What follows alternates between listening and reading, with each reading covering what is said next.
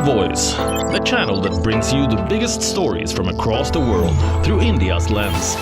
Now available in more than 190 countries worldwide. Because we believe that the world is one. Watch us in Africa, Europe, USA and Canada, South America, Asia Pacific, Middle East and North African regions.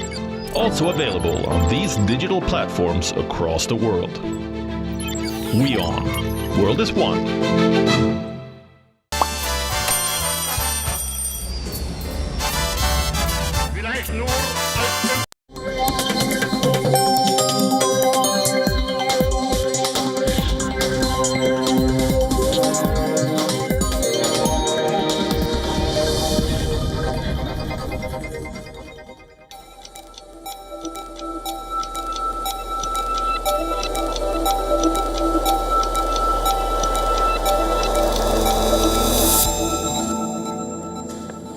Hello and a very warm welcome. You're watching Gravitas with me, Molly Gambhir. Let's get started.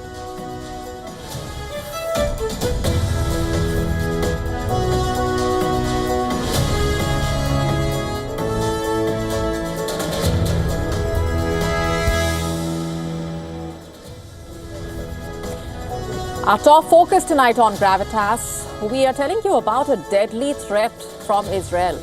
The country's defense minister has told tens of thousands still in Gaza City that it was their last opportunity to leave immediately or face the full force of Israel's assault, and that anyone who remains behind will be considered a terrorist or a supporter of terrorism. We are getting you the implications of that big warning. Also on the show for you tonight, we tell you how Donald Trump is locked in a multi-front battle, what this means for the United States as well. We are decoding that for you. Also getting you the latest on the Russia-Ukraine war. While Russia is advancing, we tell you what Volodymyr Zelensky has said. All this and more coming up.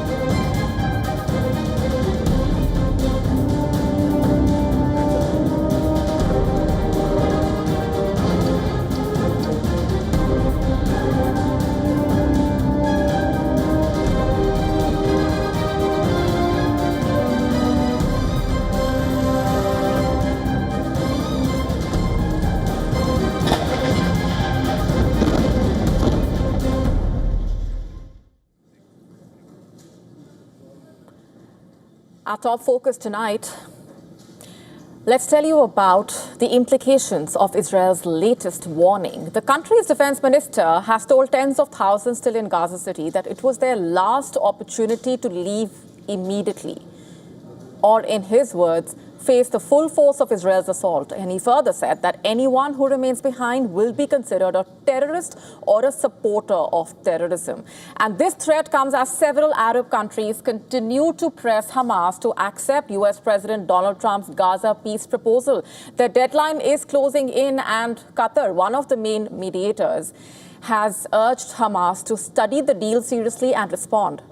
But the war is approaching its second year now, and the room for compromise seems to be shrinking fast.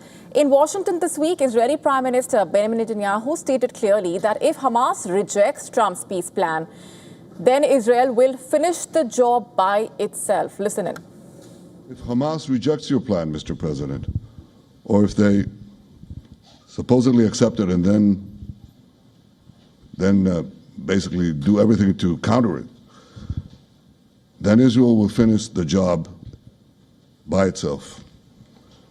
This can be done the easy way, or it can be done the hard way, but it will be done. Netanyahu's comments came just days after Israel's defense minister has warned Hamas on social media that if Hamas does not release all the hostages and disarm, Gaza will be destroyed. and Hamas will be eliminated. And a day after his talks with Trump at the White House, Netanyahu insisted that Israel had not agreed to the creation of a Palestinian state. Absolutely not, and it is not written in the agreement, but one thing was made clear: we will strongly oppose a Palestinian state.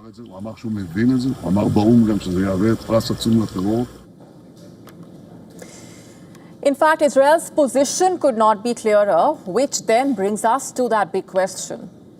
If Trump's peace plan collapses, will Israel use it as cover to justify the total destruction of Gaza? The devastation in Gaza continues. Meanwhile, smoke plumes rose over Gaza on Thursday as Israeli operations intensified. Thousands of Palestinians fled southward, desperate to escape the bombardment. And some displaced Palestinians said they are exhausted and hoped Trump's plan ends the war.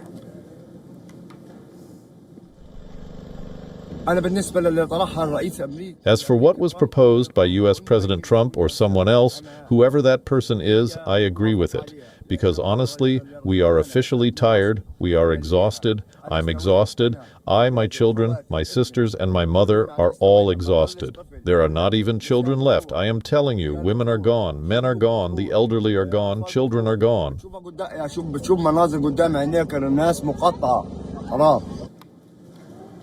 Yet, many Palestinian families remain trapped in the north, unwilling or unable to move.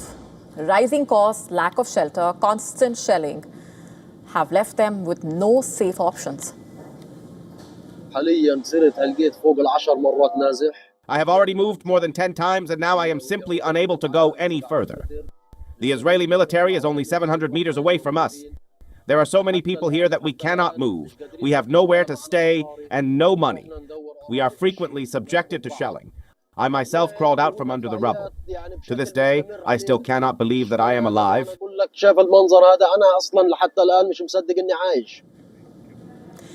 And amid all of this, Israeli forces have intercepted around 40 boats carrying aid and foreign activists, including Swedish campaigner Greta Thunberg, triggering international condemnation and protests. The flotilla, which set sail in late August, is transporting medicine and food to Gaza and consists of more than 40 civilian vessels with about 500 parliamentarians, lawyers, activists.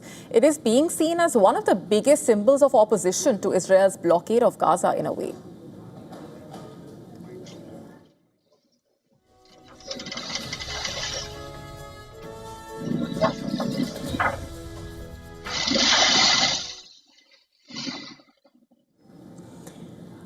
And on the diplomatic front, meanwhile, some reports suggesting that Hamas leaders believe the U.S. ceasefire framework is a trap designed to finish Hamas, whether the group accepts the terms or not. Trump's 20-point plan, calling for Hamas to lay down its arms and withdraw from any governing role in Gaza. As Hamas evaluates, Trump's 3 to 4 days ultimatum is quickly shrinking, and the people of Gaza remain stuck in the middle of all of this, in a war that has resulted in the deaths of over 66,000 Gazans.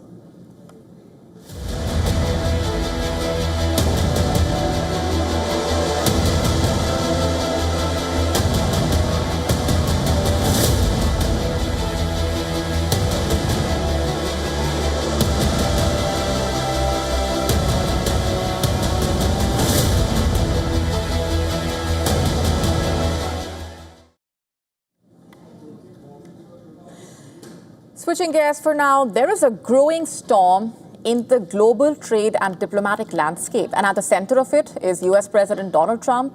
From American farms to foreign policy to trade disputes and Ukraine's war, the American president is locked in a multi-front battle in a way. First, the soybean standoff. President Trump has made it clear soybeans will top the agenda when he meets the Chinese President Xi Jinping later this month. In a post on Truth Social, Trump blamed Beijing for desperately holding off on American soybean purchases for negotiating reasons. He says U.S. farmers are paying the price. China, in fact, was once the top buyer of U.S. soybeans. It has now pivoted sharply. In August, Chinese imports of soybeans hit a new record with over 12 million tons. But most of that did not come from the U.S. Nearly 85% of it was sourced from Brazil. And as Beijing increasingly turns to South America to meet its demand and ramp up the pressure in the ongoing trade talks with Washington. But trade is just one piece of the puzzle here. Across the world, President Trump is watching closely as India and China continue buying Russian oil in defiance of the Western sanctions. Russia, on the other hand, is giving the U.S. a hard time with the ongoing conflict in Ukraine. Not only is this Russia tightening its ties with both China and India, President Putin is expected to visit New Delhi in early December for a summit with Prime Minister Modi. And this meeting coming amid strained U.S.-India ties due to Washington's 25% tariffs on Indian goods. It's a geopolitical triangle that's leaving Washington increasingly isolated and also frustrating Donald Trump and his efforts to bring economic and diplomatic pressure to bear. And as the trade talks with China loom, the Ukraine war drags on, Trump finds himself facing a rather tough truth. Soybeans, sanctions, shifting alliances are now deeply intertwined, and countries like India, China, and Russia are showing no signs of backing down.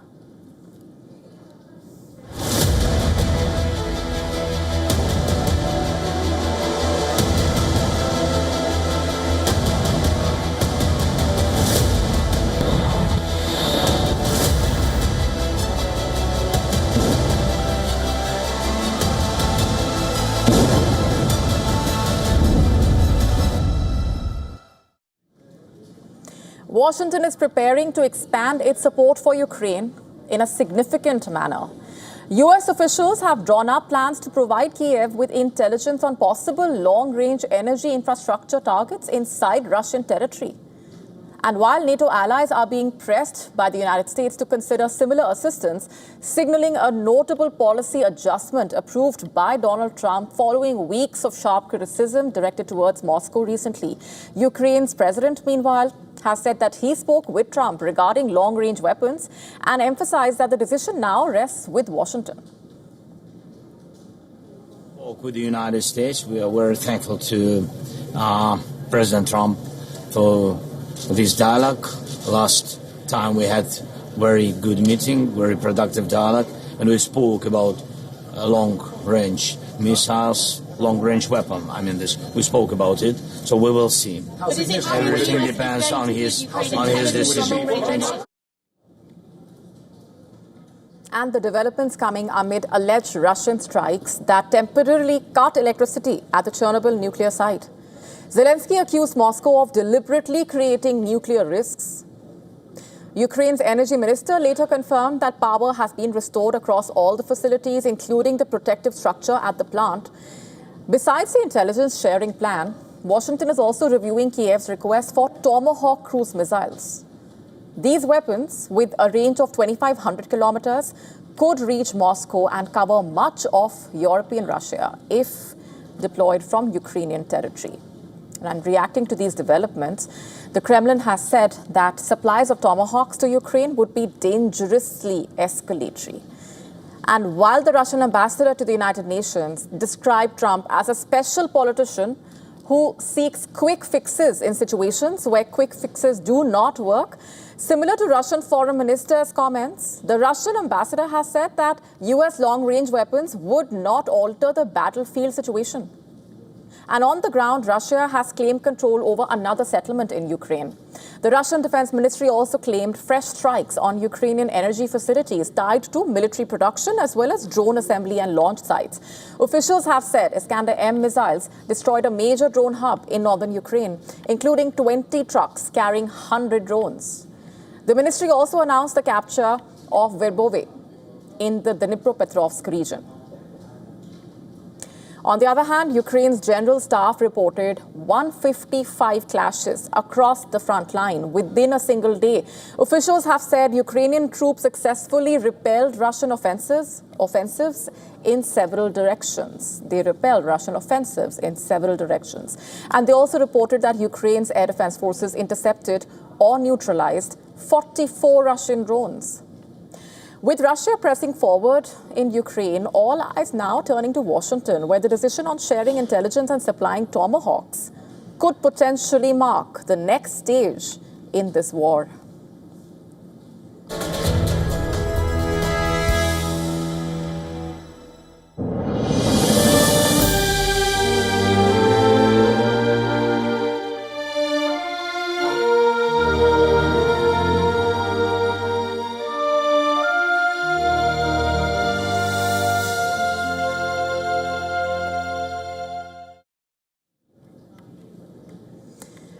was a moment of pride, remembrance, and deep national gratitude in Punjab as the Indian Army's Golden Arrow Division marked the Diamond Jubilee of India's historic victory in the 1965 India-Pakistan War.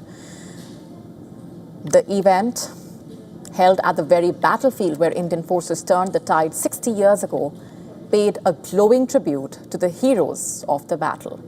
Both these battles were defining moments in India's military history. The Punjab governor, meanwhile, was the chief guest at that ceremony. He was joined by the Lieutenant General, who is a general officer commanding-in-chief of the Western Command, along with other war veterans. At the heart of the tribute was a solemn remembrance of Company Quartermaster Havildar Abdul Hamid, who was awarded the Param Veer Chakra posthumously for his extraordinary bravery.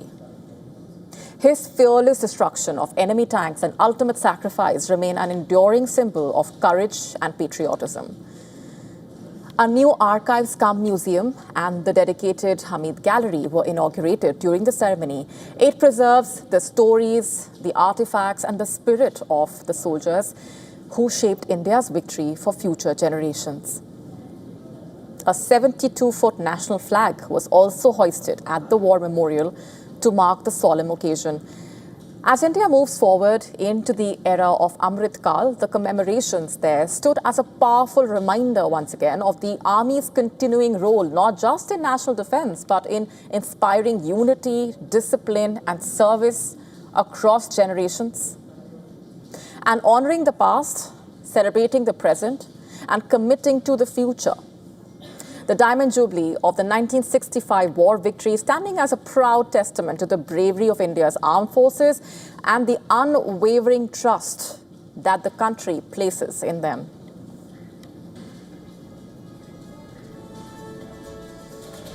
And before we go on any further, here's a quick look at what else is lined up for you on the show tonight. Morocco remains on the boil with the protests and anger escalating on the ground. We are getting you the complete story.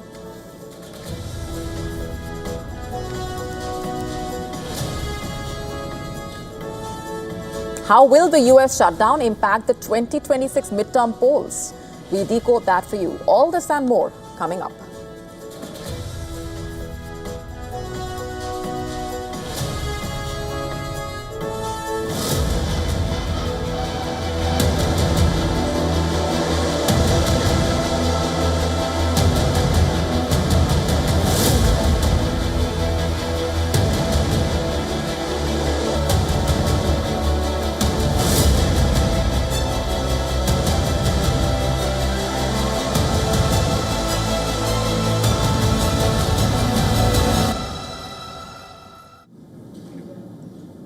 The annual Vijayadashmi speech by the RSS chief Mohan Bhagwat carried special significance this year as the organization, considered the ideological parent of the ruling BJP, is set to complete 100 years of its foundation. Mohan Bhagwat stressed upon unity, self-reliance and cultural vision and called for India to pursue friendship with all.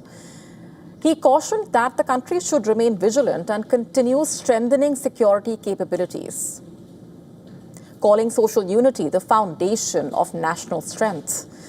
The leader underlined that India's diversity of language, faith, caste and lifestyle must not become a source of division.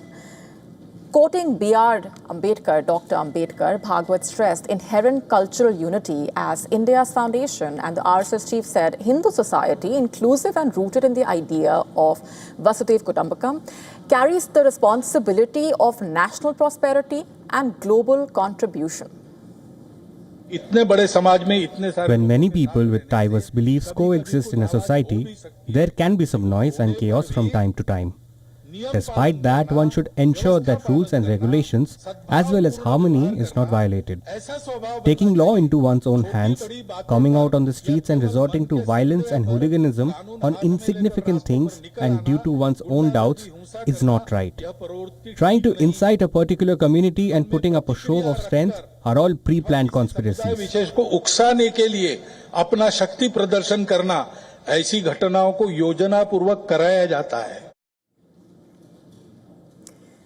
And speaking about the Pahalgam terror attack, Mohan Bhagwat said the government's response demonstrated strong leadership and the armed forces also demonstrated their preparedness in such times.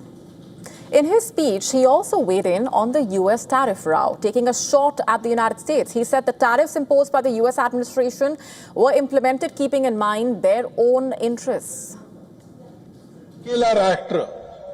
No country can survive in isolation. This dependence on foreign countries must not turn into compulsion, because we don't know when and how this dependence will change. That's why, considering this dependence and unity of the world, if we need to live without making this dependence into a compulsion, we have to rely on Swadeshi and focus on self-reliance. We have to become self-reliant.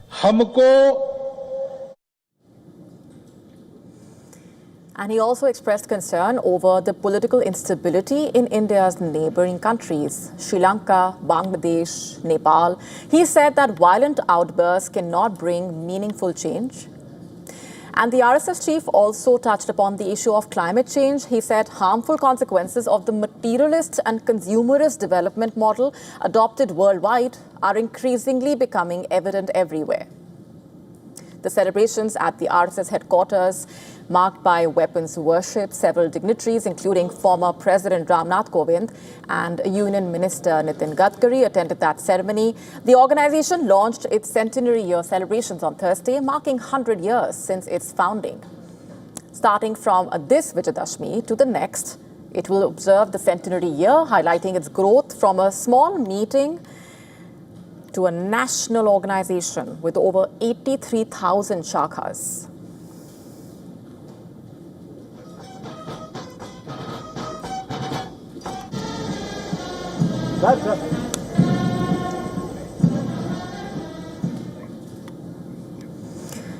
Shifting focus for now, Pakistan's senator has launched an attack on Field Marshal Asim Munir inside the parliament.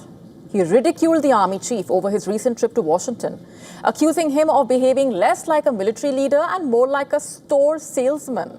Not just that, he mocked Asim Munir for offering rare earth minerals to US President Donald Trump, questioned his mandate, and also stated that the meeting between Munir and Donald Trump undermined Pakistan's democracy. Listen to this. हमारा chief of the army staff बाहर घूम रहे और briefcase में rare यार what a joke, ये मजाक था। वो तस्वीर जिसने भी देखी, कौन सा chief of the army staff briefcase में रेयर अर्थ मिनरल लेके जाएगा, और वो मुझे एक बेहतरीन ब्रांड स्टोर लग रहा था जिसमें एक मैनेजर खड़ा बड़ा खुशी खुशी देख रहा था, एक दुकानदार बायर को कह रहे कि आ जाओ मेरे पास बड़ी अच्छी चीजें ये खरीद लो। किस मुआहदे के तहत, किस कानून के तहत, किस आइन के तहत? ये तो डिक्टेटरशिप है। This is, sorry to say, not democracy. And earlier on social media, the senator sharpened his criticism with sarcasm, comparing the photo of Munir, Trump and Sharif to an elite designer shop. Not just that. In fact, he is no stranger to politics. He heads the Awami National Party in Khyber Pakhtunkhwa and carries a powerful legacy as the grandson of Pashtun leader and the great-grandson of Abdul Ghaffar Khan, known widely as the Frontier Gandhi. Ghaffar Khan was a major figure of India's freedom struggle, remember, who stood firmly by Mahatma Gandhi's ideals of non-violence and civil resistance and was involved in the civil disobedience movement, the Quit India movement and other freedom struggles against the British Raj. And that lineage seemed to be evident as a senator took on Pakistan's most powerful institution inside parliament. And this was not the first international engagement for the Field Marshal, of course. Munir has already made 3 visits to the White House since India carried out Operation Sindoor against terror camps inside Pakistan. And following that operation, Islamabad credited Trump for brokering a ceasefire and even pushed his name for the Nobel Peace Prize. New Delhi, however, has clearly dismissed those claims, insisting that the ceasefire was settled directly between India and Pakistan without US mediation.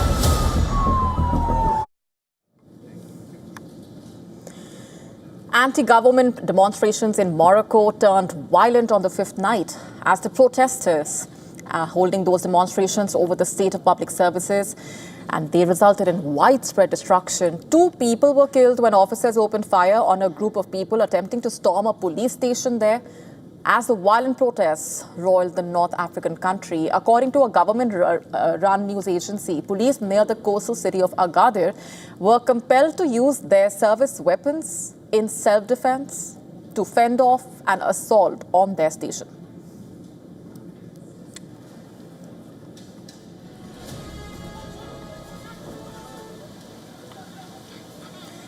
Images have emerged showing a bank branch in flames and several vehicles, including one belonging to the law enforcement, reduced to charred remains in the sale. In fact, this was in a neighborhood located north of Rabat in Morocco. The destruction marking a dramatic escalation as the country enters its 5th consecutive day of protests.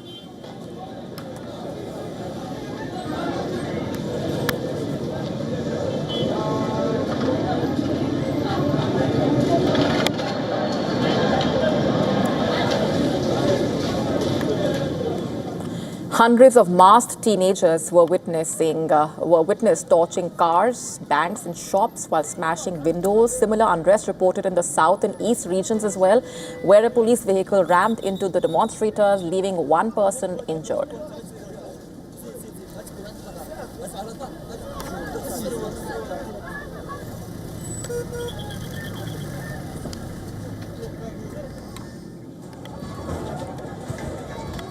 The protests are spreading to new areas, underscoring growing anger over what the participants call rampant corruption and neglect of schools and hospitals. In fact, the Interior Ministry has said 409 people were arrested since the protest started on Saturday, with 263 security forces injured, along with 23 civilians. The authorities have said 142 police vehicles and 20 private cars were damaged. The so-called Gen Z protests, driven largely by internet-savvy youths, emerging as the country's largest in years. Protesters have been demanding urgent reforms in the country's public health and education sectors, which have long been points of contention.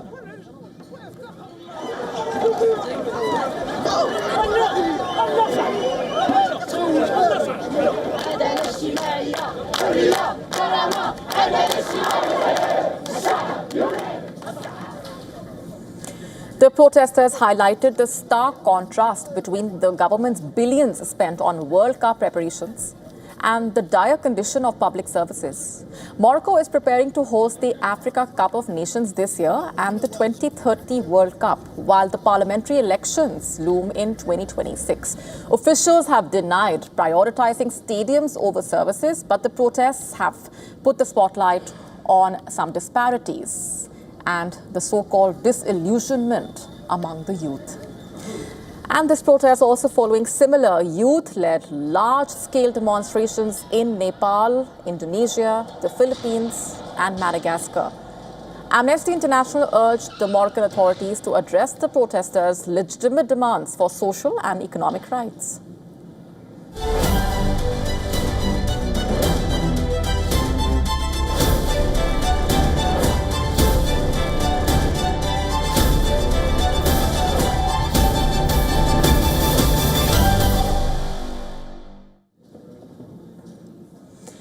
A major development has emerged in the crisis of migrants crossing into England via the English Channel. For the first time, UK officials have spotted what they described as super dinghies. Massive inflatable boats made in China, stretching 40 feet in length and 10 feet wide. And these are not just any ordinary vessels, by the way. They are far larger, far more dangerous, and capable of carrying close to 100 people at once. And one of these boats left the French coast earlier this week itself with around 100 migrants on board. And just days earlier, another carried 125 passengers, reportedly the largest group ever to make the journey in a single vessel. The UK border forces intercepted both those boats in the English Channel. Their arrival brings this year's tally of small boat crossings to nearly 33,500. A figure that matches the first 9 months of 2022, the record year for arrivals. And this shift is stark. What started 7 years ago with an average of just 7 people per crossing has ballooned. This year, the average has reached 61 migrants per boat. Smugglers are reportedly adapting quickly because they believe the rewards outweigh the risks, and the larger the vessel, the greater the profits. Reports revealing these inflatable boats, often unfit for sea travel, can be purchased online from Chinese suppliers for as little as £1,000. And some sellers no longer label them as migrant boats, but the marketing leaves little doubt about the intended buyers. And the British officials are saying they are working with the European counterparts to cut off supply chains, asking China to restrict exports of outboard engines and inflatable boats linked to trafficking networks. But the loopholes remain. Most of these boats are produced in eastern Chinese port cities, shipped through Turkey, funneled into the EU via Bulgaria, warehoused in Germany, and eventually stockpiled in northern France before being deployed across the English Channel. And the rise of these boats underscoring the scale of the challenge. What was once a trickle of small craft is now testing Britain's ability to secure its borders and deliver on the promises to end people smuggling.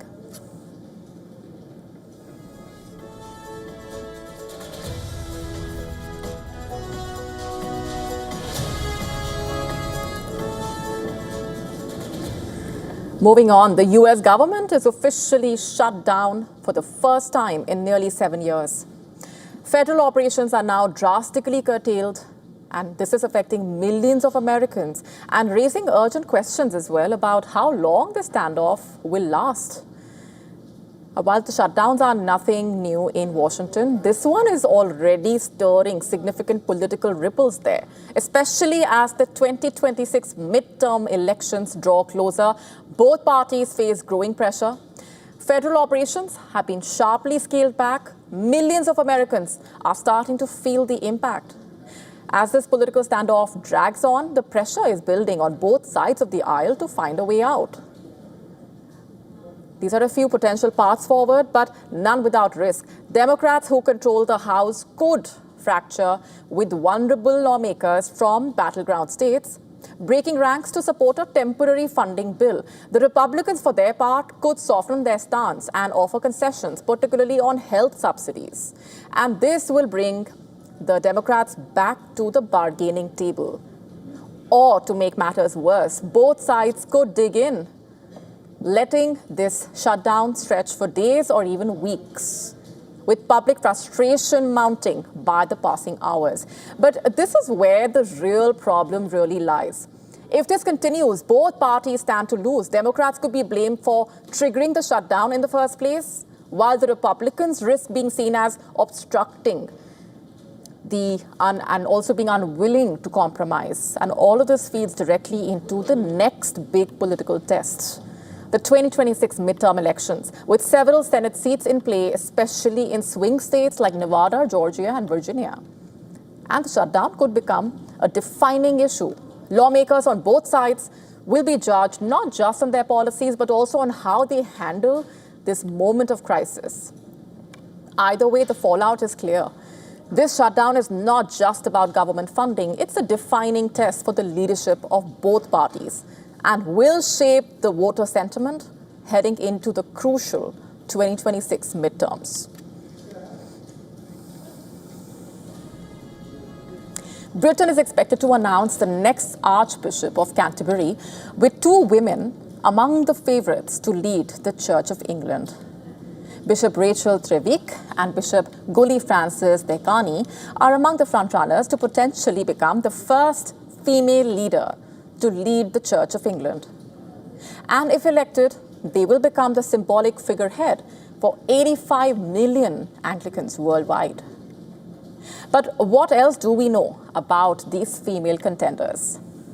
While Bishop Trevick is the Church of England's first ever female diocesan bishop, Iranian descent Bishop Francis Dehkani came to Britain as a refugee with her parents following the 1979 Islamic Revolution, and she is also known for being politically outspoken.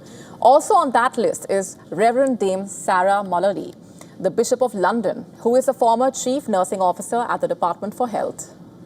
The 106th Archbishop will replace Justin Welby, who resigned last November over a child abuse cover-up scandal.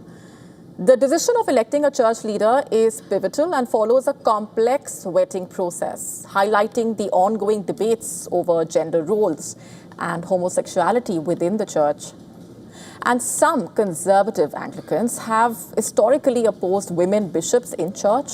Another major challenge is balancing the expectations between the conservative Christians in African countries, where homosexuality is outlawed in some nations, and their generally more liberal counterparts in the West, proving to be a difficult task for previous office holders. Appointing a woman archbishop could compound that.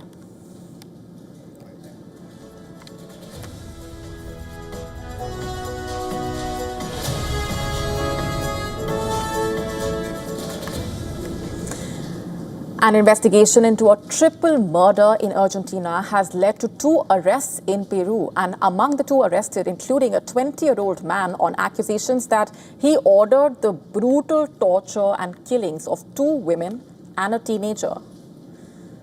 And the chilling murder was live-streamed. The victims' bodies were found buried in a well after they disappeared.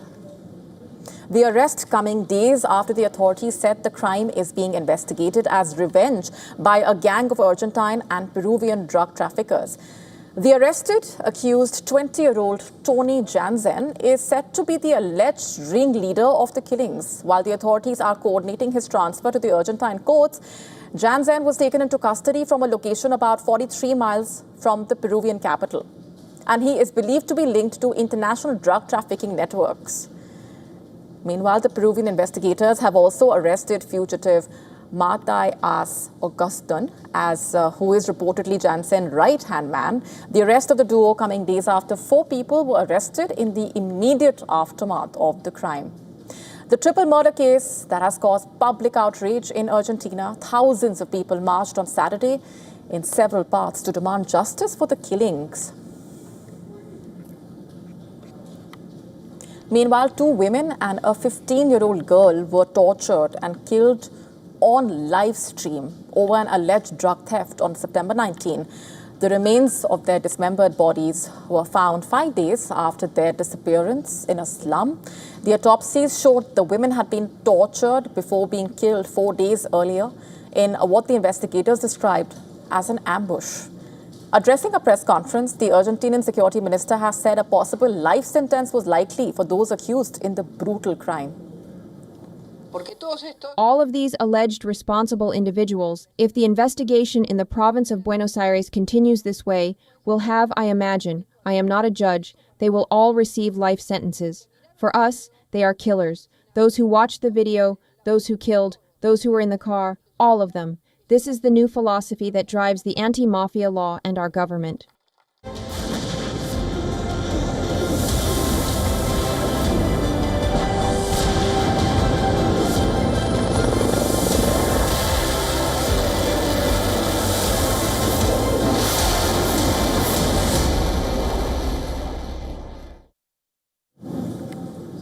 Japan is embarking on a major shift in its defense posture with the decision to equip its missile destroyer, the JS Chokai.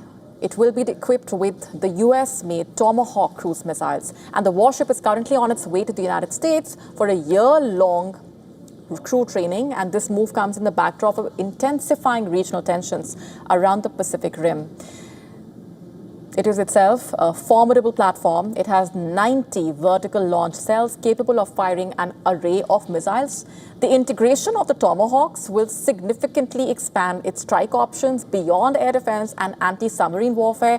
It will give them long-range capabilities. Japan aims to have the ship fully operational with these new weapons by next summer. It has already started initial loading and training exercises. Japan's decision to acquire 400 Tomahawks coming amid what its defense minister calls the most severe and complex security environment since World War II. With China's fast-growing military cutting-edge missiles and its claims over disputed territories like the Senkaku Islands, there is direct pressure on Japan's sovereignty, reportedly. At the same time, North Korea is testing more missiles and tightening defense ties with Russia, and these threats are forcing Tokyo to rethink its defense strategy and act with greater urgency in the Indo-Pacific. The political symbolism of this development is also crucial. For decades, Japan's post-war pacifist constitution has limited its military to strictly defensive roles. It emphasizes deterrence over offense. In fact, with the Tomahawks in the picture, Japan is hinting at a more assertive stance, a stance that is aimed at deterring or responding rapidly to threats before they reach its shores. These long-range and precision-guided missiles, which are capable of striking targets up to 1,000 miles away, will put key areas deep inside China and North Korea within striking distance. And while Tokyo frames the missiles as a tool of defense, Beijing strongly condemns the move and accuses Japan and the US of escalating an arms race that threatens regional stability. And this shift is not happening in isolation, of course. Other US allies, like Australia, the UK, have already integrated Tomahawk missiles into their navies. Australia successfully tested a Tomahawk from its warship last December and plans to purchase 200 missiles to bolster its own naval strike capabilities.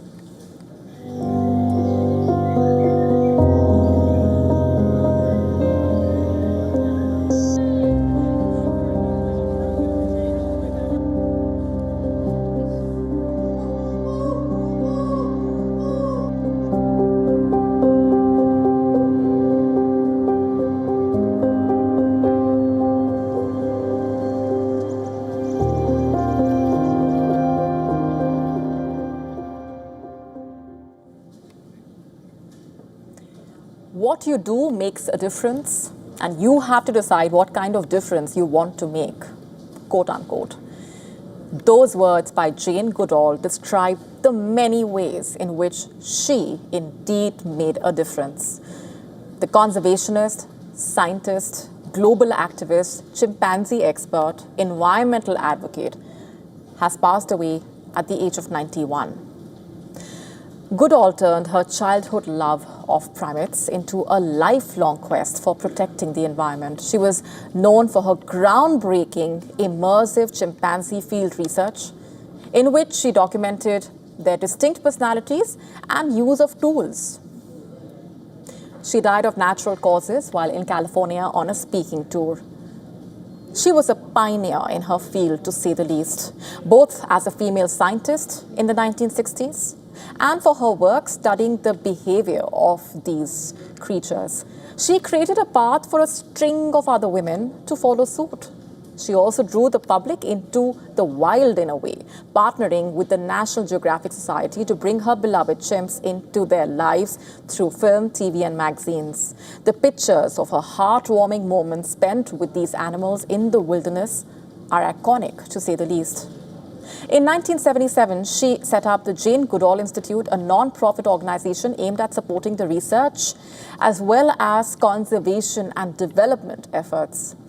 The work has since expanded worldwide and includes efforts to tackle environmental education, health, advocacy. Quoting, "Out there in nature by myself, when you are alone, you can become part of nature and your humanity does not get in the way," quote unquote. This is what she told the Associated Press in 2021. Among the many statements that describe her special bond with nature and the remarkable dedication she had for the cause, Goodall in her later years devoted decades to education and advocacy on humanitarian causes and protecting the natural world. She was known for balancing the grim realities of the climate crisis with a sincere message of hope for the future. Tributes from around the world, from animal rights organizations, political leaders, admirers, have been pouring in following the news of her death. Her work was aimed at inspiring hope, because where there is hope, there is action. And may this be a reminder of the way in which you can make a difference and keep up with the hope and act at the same time. Goodall's work is an inspiration, and her work will continue to inspire generations to come.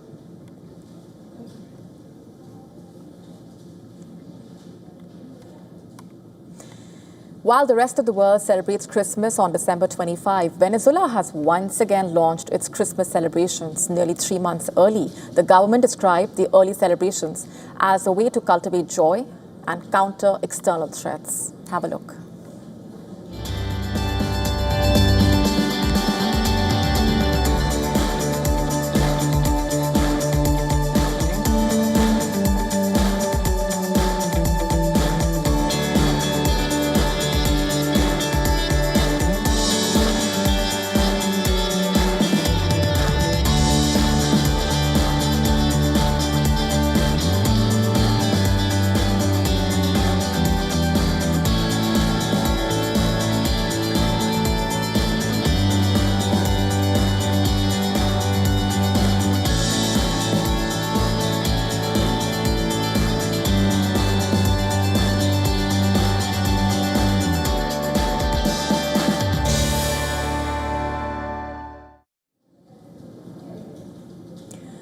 A spectacular light show lit up the skies over Russia's St. Petersburg as northern lights illuminated the skyline with colorful glows, dazzling viewers across northern Russia. Take a look.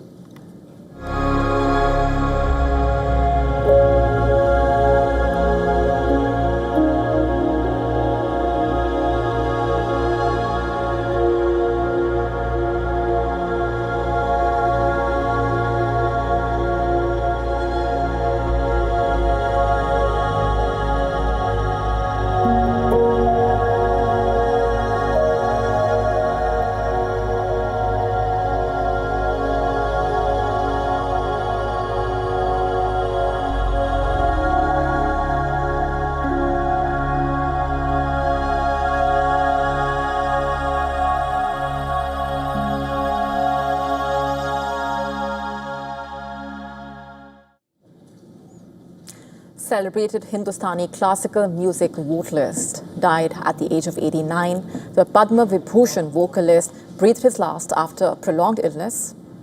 His health worsened late Wednesday night. The Indian Prime Minister offered condolences to Mishra's family and hailed the vocalist for his contribution to Indian arts. In a post shared on X, Prime Minister Modi said that he was one of the proposers for his candidature from the Varanasi Lok Sabha seat in 2014. He added that it was his good fortune that Mishra always blessed him and showered affection on him. The Uttar Pradesh Chief Minister, meanwhile, also mourned Mishra's demise, calling it an irreparable loss. The Chief Minister paid tributes to the iconic musician. Born in Azamgarh in 1936, Mishra contributed immensely to Indian classical music. The Hindustani classical singer was honored with the Padma Vibhushan in 2020 and Padma Bhushan in 2010. He is survived by his son and 2 daughters.